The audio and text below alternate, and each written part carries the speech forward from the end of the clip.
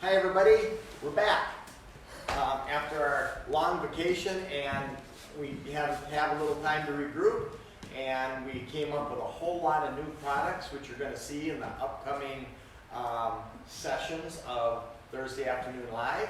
And I'm here with Brett Winfield and our camera crew, and we have Jacob and Mandy, and we're going to show you a whole lot of new things today. We don't even remember. Usually we kind of review what we did last, and I slept since then. it's been a long time.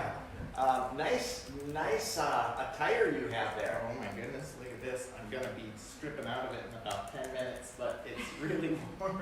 And I think you're going to hear all about the new Sherpas. We have new attire for the supply company, and this is deer season, so we're going to hit on a few high points of, if you're in the taxidermy business, your phone's probably ringing off the hook and you're putting in a lot of late hours and skinning deer. Or if you're out there hunting. Or out there hunting. Like a lot of people I have on Facebook, I've noticed there's a lot of taxidermists hunting. I didn't think that was allowed when you're... And Mandy has mixed feelings about that, but a lot of our students come to class and we say, why'd you decide to get into taxidermy? And they say, I just love to hunt and fish. Well, we don't want to give them a refund on taxidermy school, but this is probably the wrong business to be into if you love to hunt and fish. I personally like to hold big fish and see big fish and feel big antlers because I can't get them myself. So this is the perfect business for me. I get to see some of the coolest, biggest, most sought after trophies in the world, but I can't, So at least this is the next best thing. I get to handle them.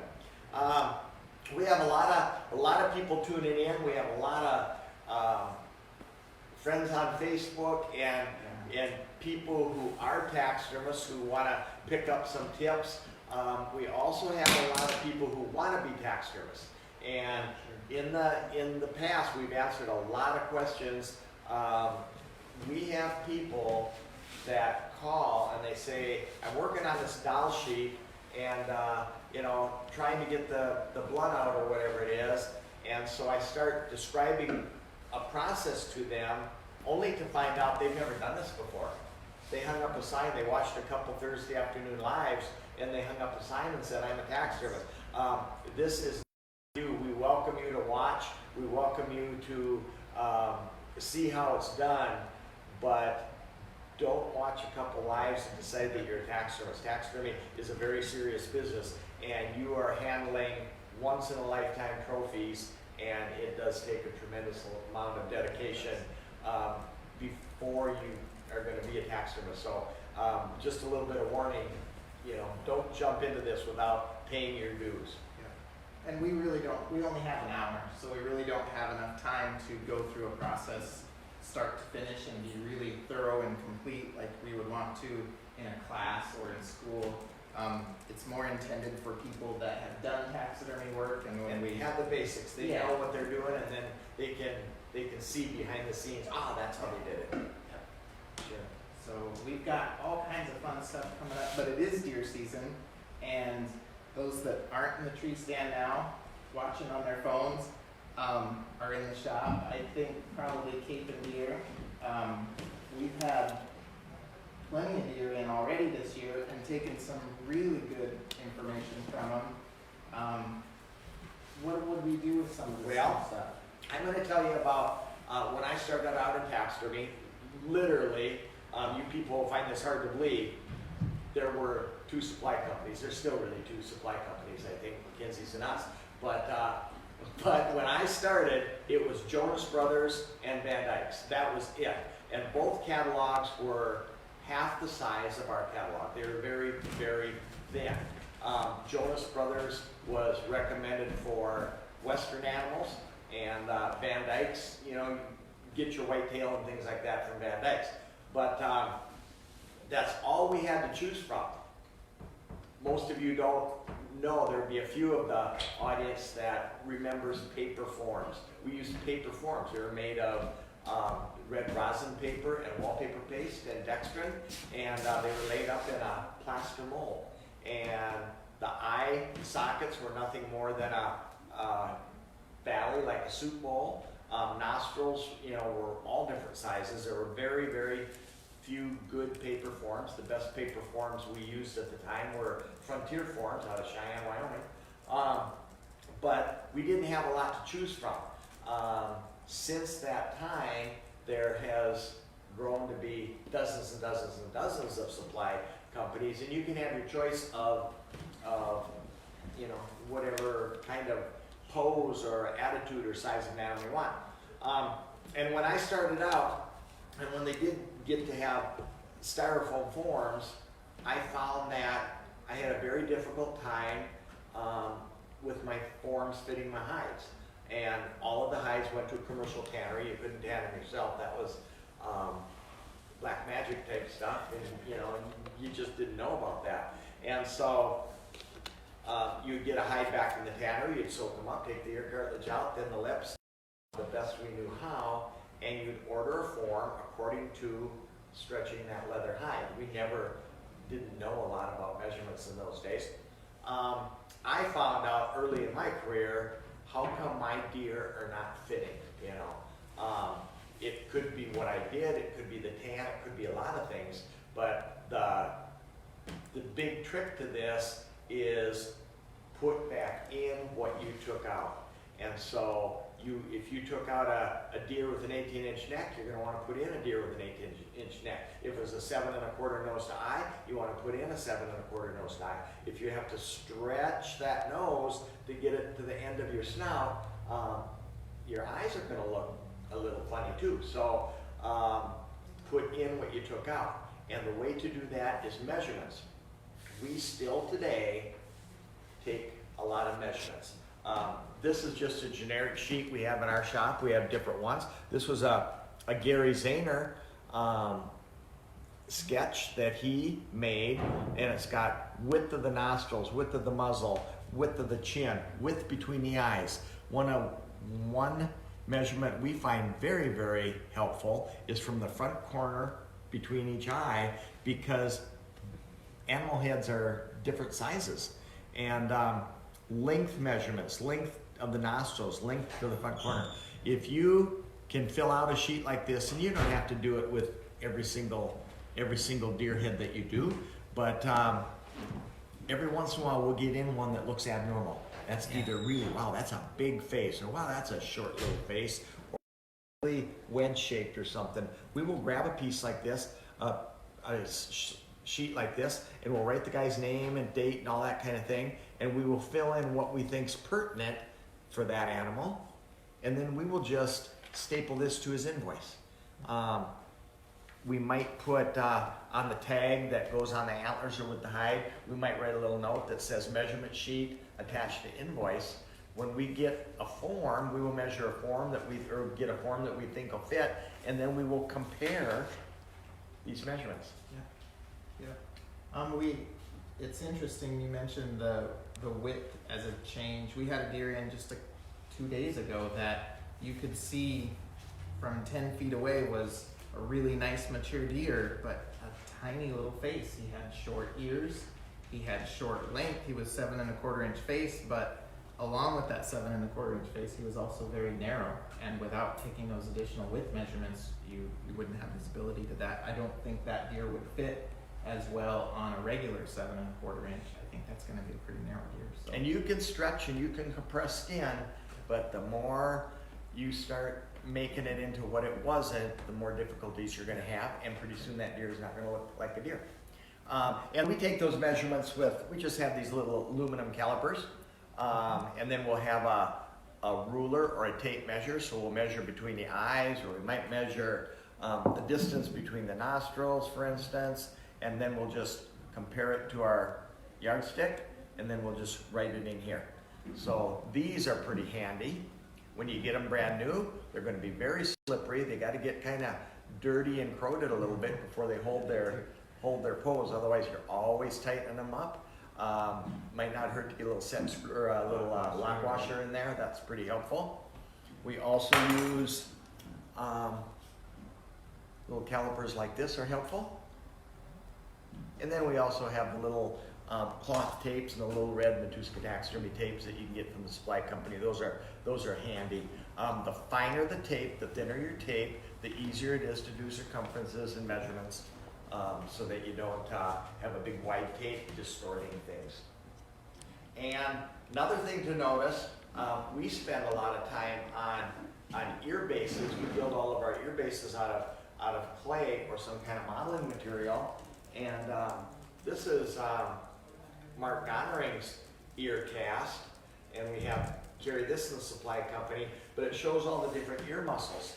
But as you're skinning this deer, you did it the other day, you skinned one extremely clean, leaving no tissue or no muscle on the skin at all. And when you got that skinned off, you could see every single one of these muscles.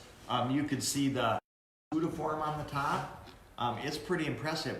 So if you want to get better at any mammal mounting, but we're talking about deer now, but if you want to get better with your deer and you want to see how this works, skin them real careful and then bend your ear forward, bend your ear back, see what all these muscles do and how they lay. It's very, very helpful. It really is. It really is. I've seen some people will take this cast of Mark's, and they'll color all the different muscle groups, and it's really interesting to be able to see them on the cast and then compare that to the real deer as you skin them. And that's the best reference you're going to have, is that the fresh deer that comes in today or tomorrow, sits on your counter.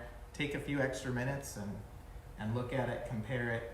You're only going to have it for so long. Yeah, and as you, the reason these are numbered is Brian Olson has a method. When he rebuilds all of his muscles, he builds them back one at a time. This is his first one he puts in. This is his second one he puts in. Third, fourth, and then his scudiforms is fifth.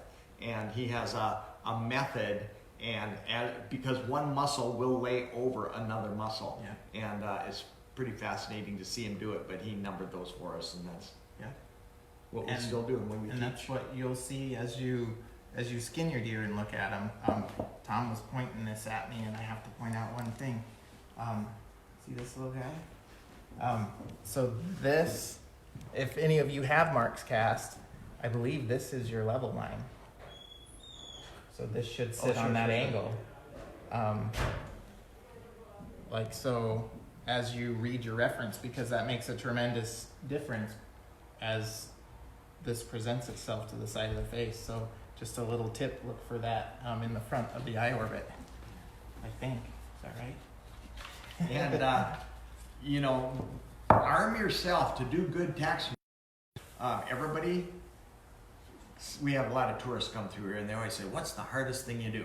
The hardest thing we do is the thing we know the least about. So if we have a whole bunch of measurement sheets, if we have a whole bunch of casts, a whole bunch of things like this that we can look at and go, wow, this one is the same as that.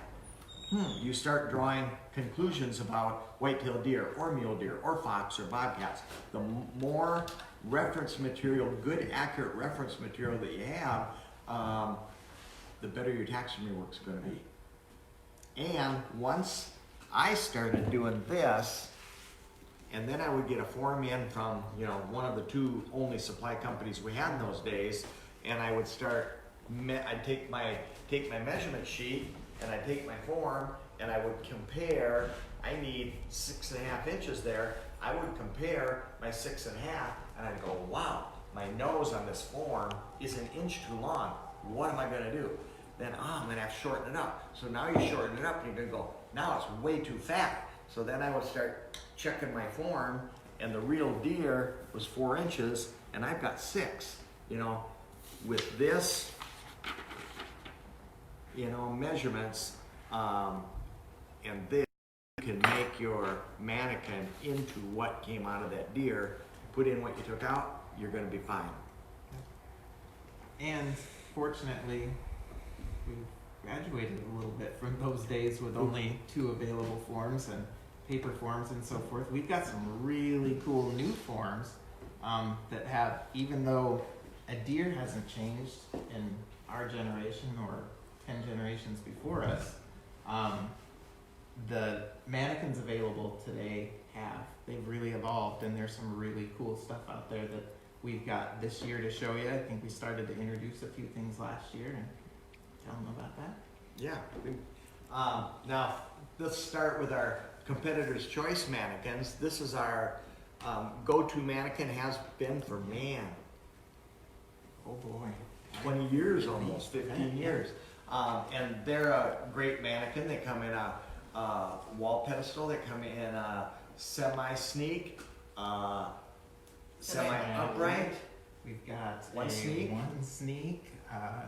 We've Upright got offset? yes, we have Upright the upright offset, sure. offset. And a very complete line through the semi-sneak and semi-upright in just about every form and size configuration you can ask for. And they're still extremely, extremely popular. They're a full-face deer. They're not a petite little face. And the way Competitor's Choice was ever born is in the Midwest here, we tend to have some big farmland deer and full faces. And I mean, the Competitor's Choice line has sold, oh man, thousands and thousands and thousands and thousands of deer, you know, over the years. And it's still a go-to for us.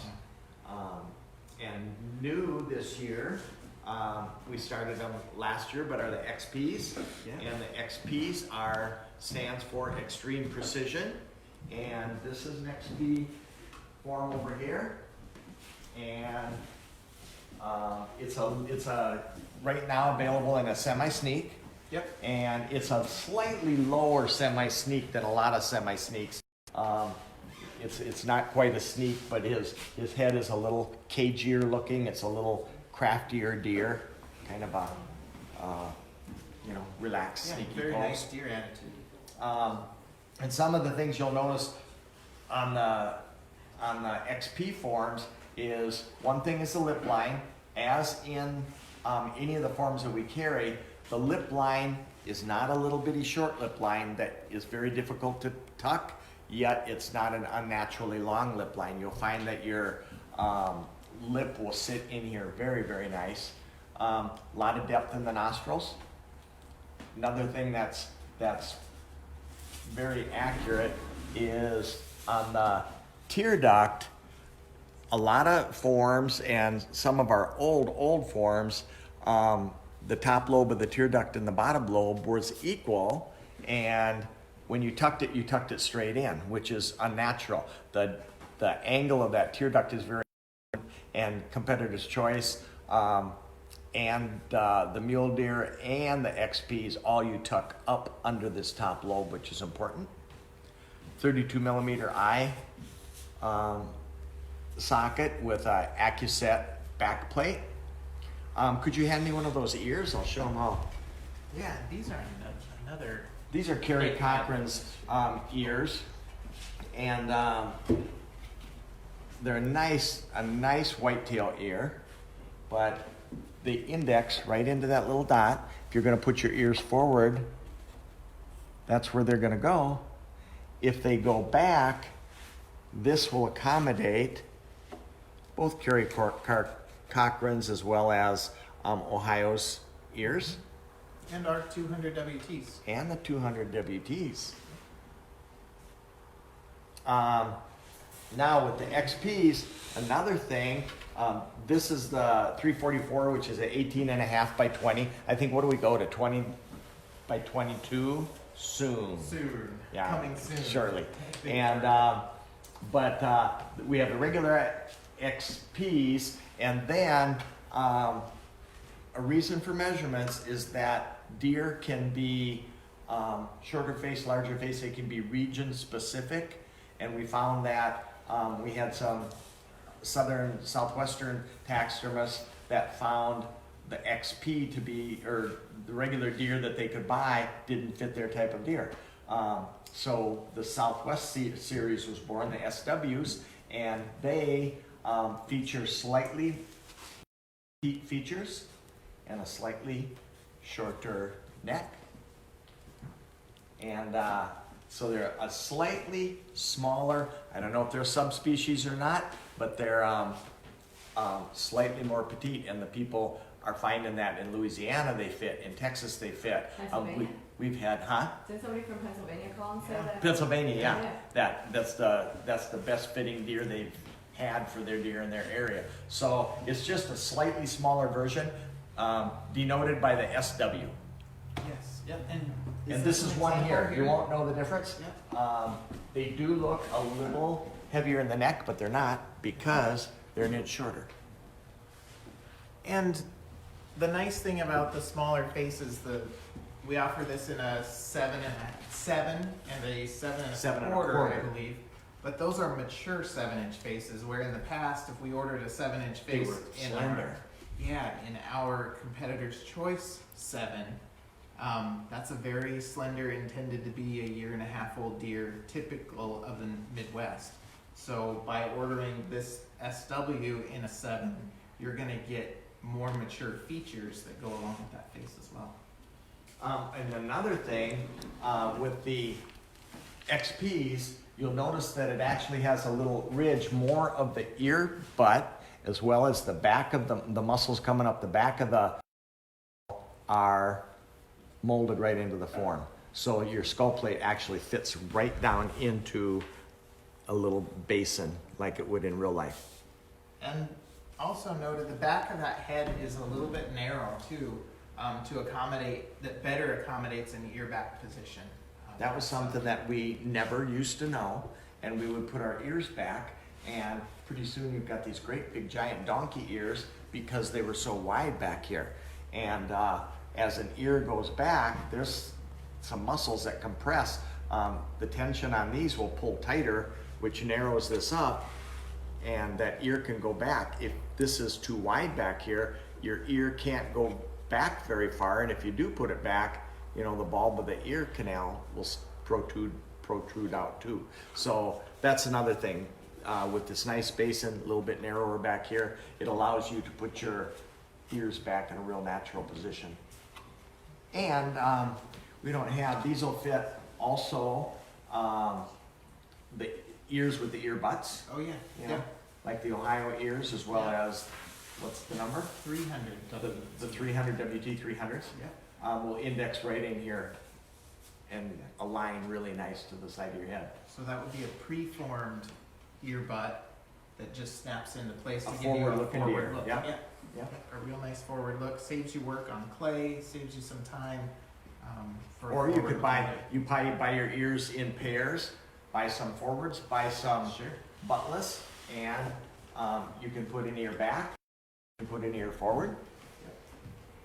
Kind of watch your reference pictures. You'll find something that you like or something that your customer likes. You had a Steve Macy. Caitlin just flipped it. Hey guys. You That was have so a good. Steve Macy from Oklahoma that was asking about the school. Did you respond to that? I have not yet, So no. Caitlin just got this beauty done. This is our new 2020 school catalog. What is that noise? Oh, it's from out there. I thought it was that. You're doing. But anyway, you can give us a call. We have a 9-week course that we offer, and it starts here in January, I believe. Mm-hmm. So give us a call, and we will get all the information out for you on that. I think we have one spot left, or is it full? It bounces back and forth. But yeah, 1-800-488-3256. We'll get information out, and they have a great residential course. So we've talked about the XP, we've talked about competitor's choice, the XP Southwest. It's still deer season. It's deer season. Well, out why west, don't you too. tell them what you've been working on? We've been working a lot for the mule deer, for the sagebrush line. This was a project that's been somewhat of a labor of love for the last couple of months. And how do we want to introduce that? Do you want? These are the sagebrush, and these are, we sell a lot of sagebrush naturally to our western states, but people out west know what mule deer look like, and have been hollering for a good mule deer. Some of our sculptors took it upon themselves to study these animals, compete with these animals, and came up with, we think, one of the nicest looking, most natural, lifelike looking mule deer mannequins that's on the market. The way these ever came about is we even went to like the UTA, we went to some shows and we gave out questionnaires. And we said to people, what's the most favorite pose that you would like to see in a mule deer? It was semi-sneak, 10 to 1 probably. What kind of measurements do you typically mount? You know, we came up with measurements, what size faces. So there was a lot of study and research that went into these before they were ever developed. And geez, I don't know, we must have, how many? Quite a few. Well, we've got a pretty nice selection. Nice selection of mule deer. Around. Coming up with bigger sizes now, I think we may have, right here? I think so, yep. And so anyway, and they're called the sagebrush series mule deer. And you people from out west who have not tried a sagebrush series, how many did you find yet? Oh, there's quite a bit. Sagebrush series mule deer, give one a try because they are extremely popular. You have 20 of those and 6 of the early season. And we do have the early season, which are for the people that get bow kills and muzzle loaders. You know, you have a full-faced deer with a slender little neck, and you can't find a form like that. Those we have some of those available also. Yeah. Okay, what else? Here's the secret part. The secret part. I think we kind of hinted toward it before. We may have hinted toward this once before, but Brian Olson was out a few months ago and brought us some casts and some tremendous amount of work that he had done to develop a change-out mule deer nose. And anybody that's spent some time in the taxidermy world has noticed the difference between a whitetail and a mule deer. And in today's workplace, efficiency is how we make money anymore. Being able to do this and repeat it consistently and quickly seems to be a very, very important tool. Brian made this change-out nose so that you don't have to go to the work of creating the inner nostril. There's a lot of work that goes into, Tom talked about the paper forms that were just little fingerprint marks. I can imagine. Then today we How have would you use that? nicely detailed. So this is designed to replace this part of the muzzle. So we have a perfect copy of this foam part in a resin material that also has the inner nostril and septum detail completely done. As you can see in the foam part, we can't get that piece out of the mold. So we have to close those nostrils off, and every single one of them has to be opened up and a septum installed. And we do that in the commercial studio for every single deer we mount. We like the detail, we like the offering there to our customer. And it's kind of one of the things that separates our work from others. But we find that to be really labor intensive. With this piece, we would simply cut this nose off. Very simple, set it up here. You can make a cut line here and a cut line here to accommodate this. It leaves you foam on the bottom so you can still tuck the lip skin. And it would either hot glue or Bondo, whatever your adhesion method would be. You'd probably rough up the back here just a little bit. And there's our nice little sagebrush logo, and that's a medium. It's available in a medium and small. And that's what? How long would it take us to get that put on there? 15 minutes maybe at the most. 20 minutes. But And to model a nostril, it probably takes me 10 to carve it out pretty, and another 10 to finish the inside, do the finish work. Yeah. and another 5 to 10 to paint them. Yep, there's a lot of work involved in that. We've got time to attach this and cut it off. And when you're using artificial parts, the most important part is to get it on straight. Get it on secure and straight. And so the additional step that we've been working on. Are you saying that's available right now by itself, the replacement nose? I don't know, I'd have to ask Mandy. 2 sizes I think- right now. Yes, You yep. got it. Small and medium. We have it in the small and medium, and that small is designed to accommodate an average 7 1/4 inch deer to some of your smaller 7 1/2s, and the medium will accommodate all your 7 1/2 inch mule deer up to some of your smaller 7 3/4. So this is available, and you can use that on your sagebrush mule deer or any of those. Any mule deer. Yeah, any other form that you might want to. This has got a very nice mule deer shape to it, different than a whitetail. You can see the profile. It's a very alert, open nostril. You can see there's a recess to accommodate the skin. A nice thin little skin tuck would butt up against there. Minimal finish work. It's going to look really nice mounted. This can be heated, and these can be adjusted if you wanted to close them up or open them up. Yep.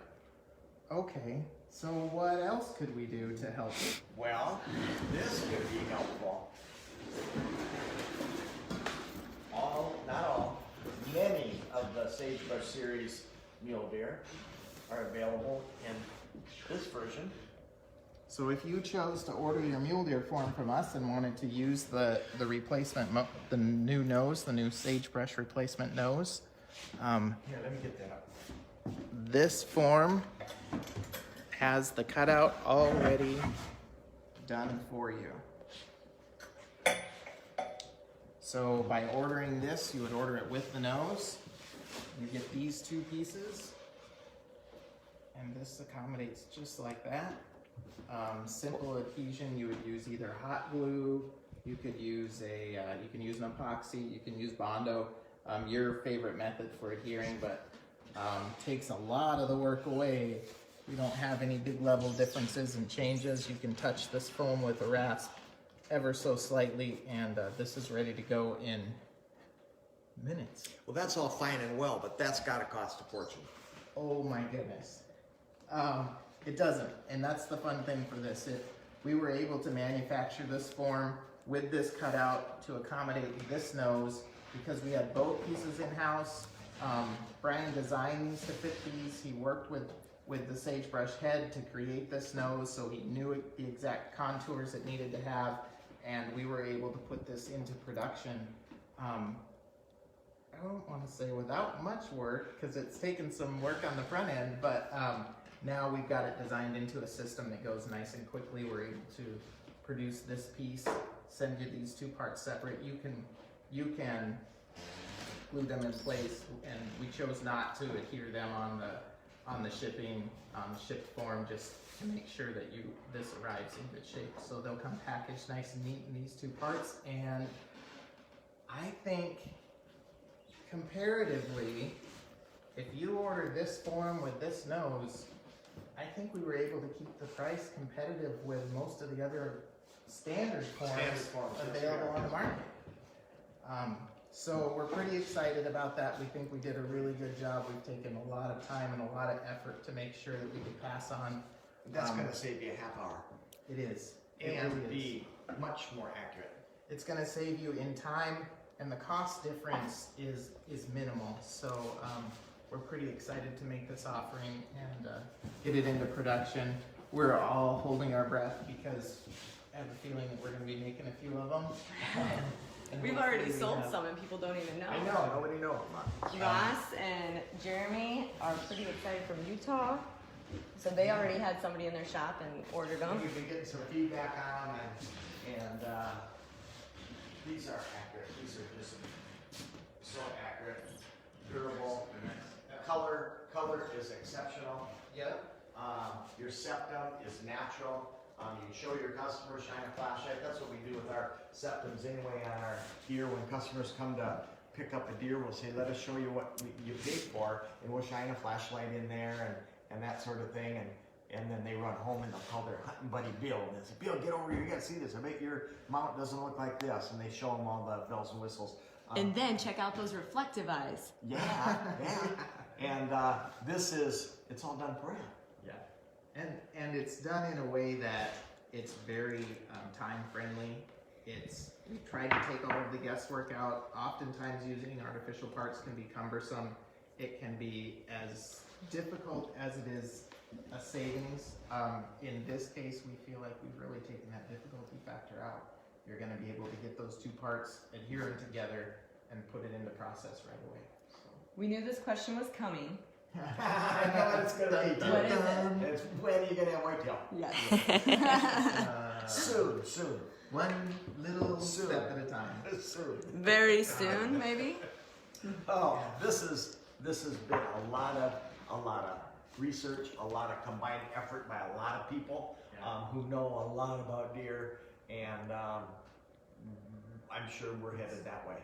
Yeah. Yep. I'm sure we are. It's taken us some time, I think, on the front end of this, but that's going to lead to a much quicker development process for anything going forward. So stay tuned, because you'll learn about it here first. We also have for fun stuff. You had mentioned the XPs. We have them in a 7.5, but we will have a 7 3/4 very soon, which is exciting for us. It's a nice mature deer, and Tom mentioned how much time we've spent and some of the other people out there in development and process and getting it out to people. We don't like to rush stuff to market. We like to make sure that it's going to mount a nice deer. We We've got literally some have great hundreds feedback. of these. Oh my gosh. And that's just us. Yeah. That's just us. But that 7 3/4 is really exciting, and that's coming very, very soon too. That one's been mounted on a few times, and we get lots of questions. But See, the way we do anything here is you don't want to pour a whole lot of time and money and sculpting and research into something that you make all these molds are very expensive. And you make a mold of something and somebody tries it and said, oh man, it really looks nice, except I wish you'd have had a bigger nose or a smaller nose or one eye is crooked, or whatever. So what we do, whether it's the bears or the bobcat, you'll notice that we came out with a whole line of boar and sow bear heads. yeah, We sent those to bear taxidermists and said, use them, let us know what you think. We took any criticism that they had and we determined whether it applied or not, and we made changes. Same with mule deer. We came out with mule deer change-out heads. Before there was ever a sagebrush series mule deer form, there was a change-out head. Same with Competitor's Choice, same with the XPs. Those heads go out to some of the finest taxidermists in the United States. They use them and tell us yes or no. Yeah. And from that, then it's time to alter, and go to the shoulders, and that's what we did with the deer, and that's why we have a 7 3/4 change-out head, but we do not have a 7 3/4 change-out form yet. yeah. And that's I think the most critical part of what we do is that we do spend the time to do those, and we don't rush on the market. We get them, we have them mounted. We have small corrections, and Tom's always been willing to make those, even though it might slow down the process just a little bit. I think it shows. It shows in the end result. The end products are very, very good. What glue are you guys going to use to adhere the nose to the form? I think you've got a lot of options. We've found, in our research, we found that hot glue has worked really well. It's quick and it's easy. It conforms nice. I would stay back away from the perimeter on that. So it doesn't leave a rim around there or Yeah, something. something that you could trim. If you wanted to use something that you were going to let get out to the very edge and then cut off, maybe Bondo. Out of body putty, sure. Yeah, Jaw juice, would that work? I bet, sure. I bet it would. Yeah, jaw juice stays just a little bit rubbery. You might check that. We haven't done that, so I would definitely want. The only thing you want to make sure is that whatever you do, if it oozes out, you don't have a donut under your skin, because that will telegraph through the skin. So once you get them on and they're set, make sure that feathers in. And that's going to be very important. We've done everything we can to make sure that union fits as many of our forms as possible. But you are going to want to be aware of that that you make sure on your end that it's nice and smooth and you take care of that final little transition. Another thing that we did to this nose was we closed off the back to allow you to use any adhesive that you want. That septum detail, as you know, as you guys have your fresh deer, that septum goes all the way back into several inches back behind the nostril. We chose to stop it at a point where it vanishes from eyesight, from your eye line, and then we put a backing on it so that when you put your adhesive on the back, it doesn't ooze out through the nostril. I don't want to say this, but I'm gonna. This is a competition quality nose, and somebody's gonna enter this in a competition, and their eyes are gonna look like this, and their ears are gonna look like a donkey, and they're gonna say, "You said this was a competition nose." These are so accurate, and hand me that flashlight. I wonder if you can see if I shine it in the front. No, you can't. But the actual nasal passage, like Brett said, this is the left one is on there, but those are 1/16 underneath this. And I was just telling him a story the other day that when artificial noses came out in Fair, I got bare noses from somebody, and I thought, well, I'll put it on with foam. So I pinned it in place, and I poured foam in my little crack, which ran down there, and pretty soon I have foam running out my nose, and the nose was very accurately detailed inside, and I just filled it in with foam. That's what we wanted to take away so that doesn't happen to you. That's why this has a very, very thin layer of plastic, so your glue or your foam or your hot glue isn't gonna ooze out the front. So if you wanted to use that to compete with, you can sand the back off of it and add detail back into the backside. That's perfectly accurate from anything that you can see from the front side of the nostril. So we have had to make some production alterations to it, very, very slight and beyond the details. So you won't be able to see those. But if you were trying to compete, using anybody else's artificial parts, make sure that you customize it yourself. Mm-hmm. I'm hot. I was warm, but that shirt looks very nice. I will say. And with deer season coming up, I think in the future, I'm not going to commit to it exactly, but we're going to have some, we showed you before, I'm going to say quite a while ago, keeping a deer, that sort of thing. Yep. But we're going to touch on that because we have a lot of complaints about tanneries. Tannery did this, tannery did that, tannery did this. I've always said, if you send it in good to the tannery, typically you get it back from the tannery. And we're going to show you how to care for your hides so that they go to the tannery in good shape. Also a good thing to pass on to hunters, probably. Sure. A lot of people getting stuff from their hunters that are. Yeah, definitely. That's good for everybody, and it's that time of year we're excited about deer and deer season. They're coming into the shop, and we talked about available reference. We have some post-season reference available too that's pretty new and exciting. And we've showed you guys these before. We have also a great Christmas gift if you are that person in your family that nobody knows what to get you.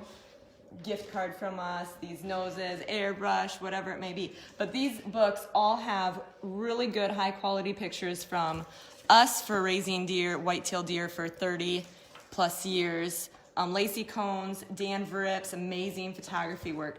But we have eye, ears, and nose. They're just, people love them when they get them. Our sculptors absolutely rant about them. The detail's just phenomenal. The thing with the books is we have these 3 separate ones. We also have an all-around book. This all-around has the eyes, the ears, and the nose. People want to know, what's the difference if I buy this or the 3? If you buy the 3 separately, you actually are going to get more pictures of each category. So I think each book is 20 pages, and you have and they're different a pictures lot. too, right? Yeah. Find the eye chart is a good one in here too. We have an eye chart in the eye book and the all-around book, right there. The 3 corners, and this is kind of what the guys go off of. And then we also, because the all-around book is sometimes a little bit more expensive, I made a smaller book, and the smaller book is just 8 by 8, and it just has a little bit of all of them in there for you. Again, just great pictures and detail, nose pads, tongue, you name it. But great gift idea. This one is $29.50, and that's the 8 by 8. or you have the 8x11s. But those are really good references that you can find Good on. job on those. Those are Been very, very popular. We go to shows and people love them. They're some of the finest pictures. The photographers are phenomenal that took those pictures. We also have in that's kind of exciting. I'm gonna have to get out of here a little bit early because I gotta get the kiddos because my husband is still in the field fighting snow. This is very exciting. We are teamed up with Ricky Crane selling the clay epoxy putty. Tell me about that. Well, most of you have used epoxy sculpt or Sculptol. When I first began, it was Magic Sculpt and it was Pliocrete. And Pliocrete was a two-part dental material used for temporary fillings. And you mixed it up, you didn't put it in your own teeth, but it was a dental product. And from there, we even used, before that, I think was PC7. Any of you use that? It's a little bit like JB Weld. It's a two-part gray. And my first use of it was building up fish heads and seams and shrunken areas on fish. And then the white creamy epoxies came out, so we started dressing our eyes. Some of you old timers out there probably remember using wax in your eyes. We don't use wax in eyes and noses. We colored our wax. And now Ricky Crane has come up with clay, and I guess the best part about that is its sandability, correct? Yeah, two things. It's very, very sandable and it sets up quite a bit faster. Seems to set up and has a working time, shorter working time when you want to use an epoxy material. Oftentimes you have to set it aside so you don't get additional fingerprints or dents and dings in it. Clay seems to be much quicker. And what would you say? Like typically I'd say most of our epoxies that we use, you've got 20 good minutes, maybe 40. Yeah, yep. 20 to 40 on this. I'd say you're closer to 10. 10 good minutes of soft, smooth working time, and then the nice part is the flash time or that curing time. It sets up pretty good. So I would say I think it's very sandable in my experience within an hour and a half at the most. You can sand it pretty good. And you can use it on eyes, you can use it on, you attached fish heads the other day with it. Yeah, I've done a lot of stuff with it. Even some craft projects. You can use this outside of the taxidermy world as an epoxy filler. We had a lady call the other day that was working on a candle holder and wanted a material to replace a broken part of a candle holder. So it would be a great opportunity for that. And we're selling them in 1 pound and 4 pound kits. The 1 pound is $27.50 and the 4 pound is $61.50, and they're available online right now. Again, exclusively selling it with Ricky Crane, so only through Matuska Taxidermy and Angler's Artistry, which is pretty Great fun. product, we're excited. We're excited. Yeah. Someone just asked about the catalog. The catalog is at the printers. So let me tell you how this works. Okay. It is coming. We spent a lot of time on the catalog, and it's at the printers, and you're gonna start seeing, I don't know if you guys remember doing it. Here's on my right side. Hey guys, welcome back. We did, if you get a picture, the catalog, take a picture, and we did something fun, and people got creative. We had Santa with the catalog, we had people drinking their whiskey in front of the fireplace, we had them with their birds, we Two had stands. yeah, just creative as can be, and we let our employees vote on the best catalog picture, and we're gonna do it again. So as soon as you get your catalog, we are in the Midwest, which means you're gonna see pictures from the Midwest people first, West and East Coast. So just because you didn't get one yet, just be patient. I'm saying we're looking at you're gonna get Black Friday's catalog, basically, I think is what it's gonna be. And Just like we planned. yeah, we plan it, yep, perfectly, yes. Why not when everybody's in the field hunting when they should be doing tax homework? No, I'm just kidding. But so that should be coming soon.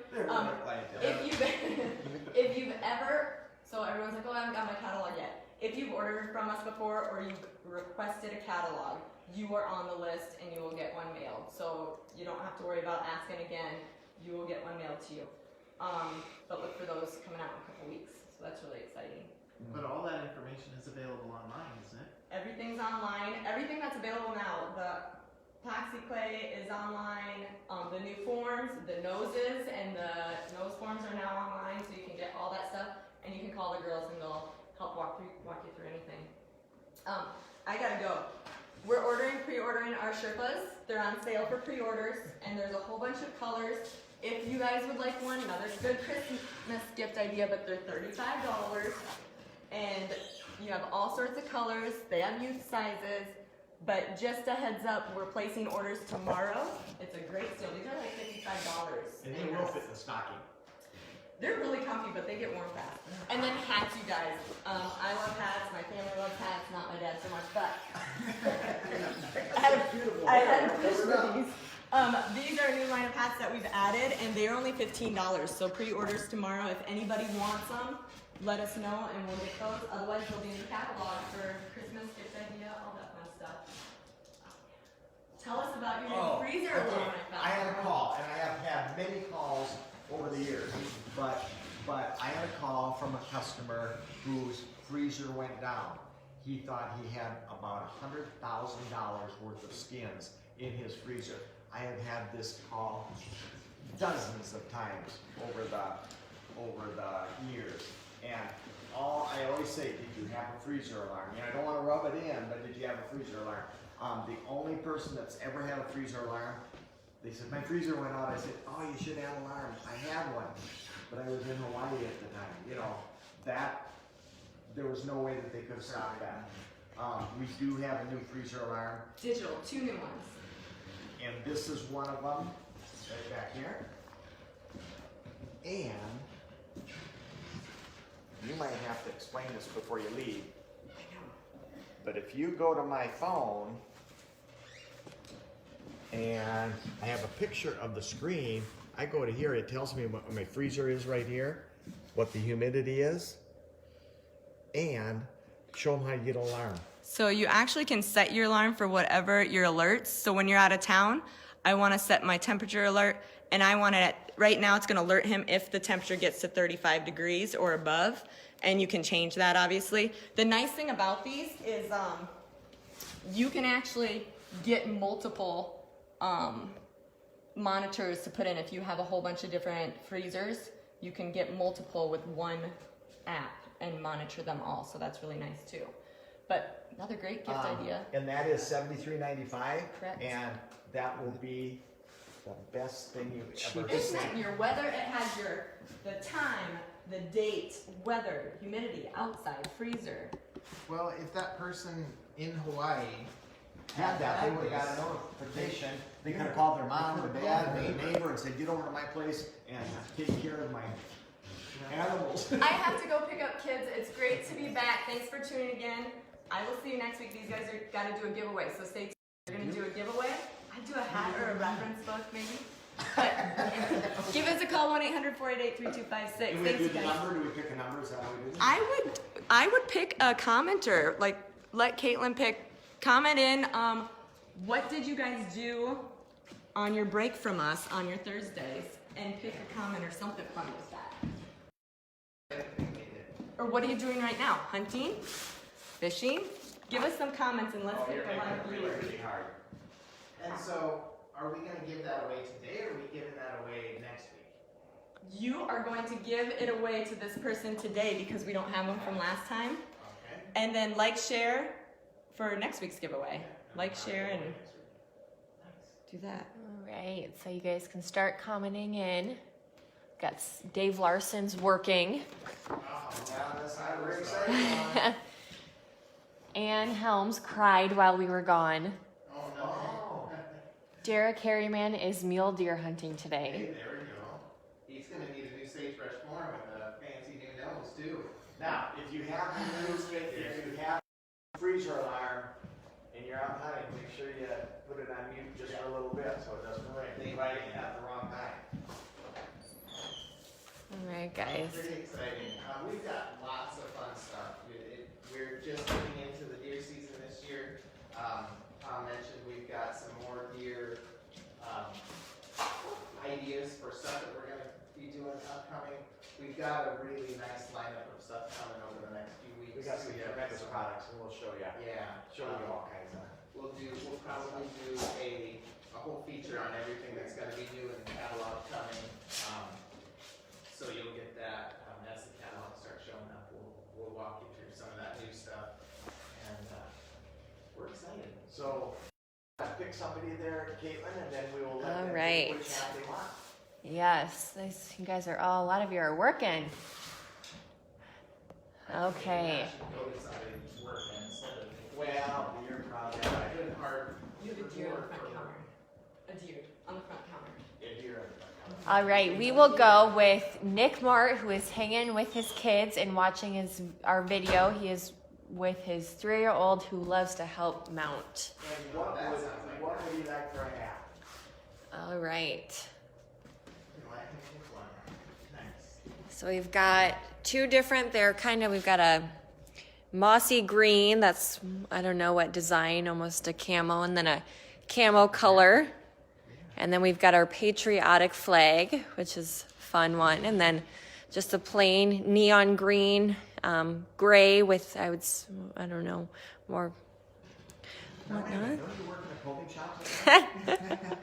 I wasn't impressed with your sales. I wasn't either. But hey, it's a giveaway. So if Nick just wants to comment in what hat he would like, yeah, if you guys want to model them for him. Want to use one? Okay, next week I think we're gonna maybe talk about trophy care. Yep. And maybe show you some new products, and maybe show you the catalog, and maybe not yet. We just have so many new things, and we've been working all year long to bring you new products and new information and new techniques, and we're gonna have a lot of guest people throughout the year. Yeah, we got holidays coming, and we'll be starting school in January, which will be here in no time. So this is a fast time of year. Stay tuned. New stuff coming. And make sure to like and share this video to be entered for our giveaway next week. And remember that if you couldn't watch this live, you have until next Thursday to do so. So we will see you next week. Okay, thanks for tuning in. Getting out of this